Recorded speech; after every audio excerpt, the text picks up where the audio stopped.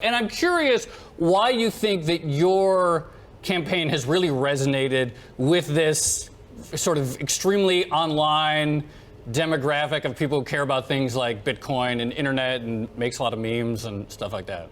Well, I'm addressing the problems that Americans are actually experiencing day to day, and the problems that we're solving. We have to have 21st century solutions, and that's why the folks who are in the cryptocurrency community and folks that, frankly, a lot of my supporters have never contributed to a political campaign before this one.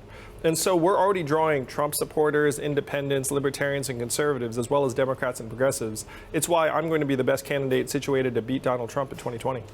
Though you bring up Donald Trump, and again, just to play devil's advocate, we talk here all the time around this table about employment. Jobs numbers are good. Consumer sentiment feels good.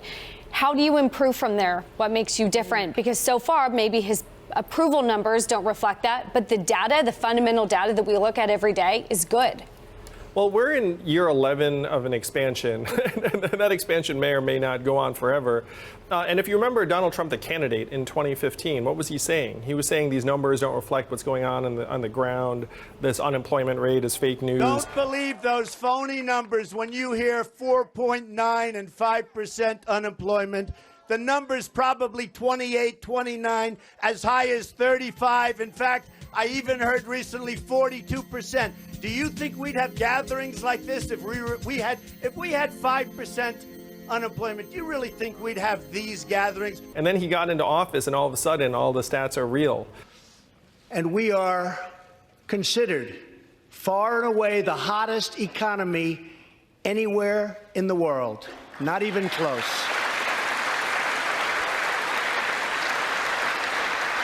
Unemployment has reached the lowest rate in over half a century. The truth is, he was right the first time, where almost 1 in 5 prime working age American men hasn't worked in a year, and our labor force participation rate is at 63%, the same levels as Ecuador and Costa Rica. Now, you don't hear him talking about that now that he's in the White House, but the stats truly have been measuring the wrong things for quite some time. Talk to us about the Democratic Party in general and how, when you come out the other side, maybe you win, maybe you don't, and you look at potentially taking a role in the White House other than presidential. I win. Would you win? How do you bring the Democratic Party together?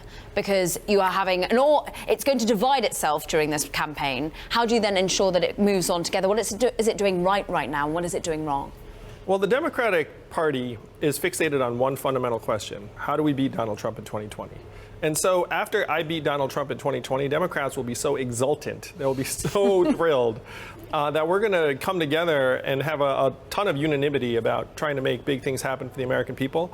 And here's the great thing about the freedom dividend is that conservatives, people in red states on the interior, people in rural areas are going to love the dividend too. We get that done for the American people. And then the United States, we look up and be like, wow, our government did something right for a change. What else can we get done?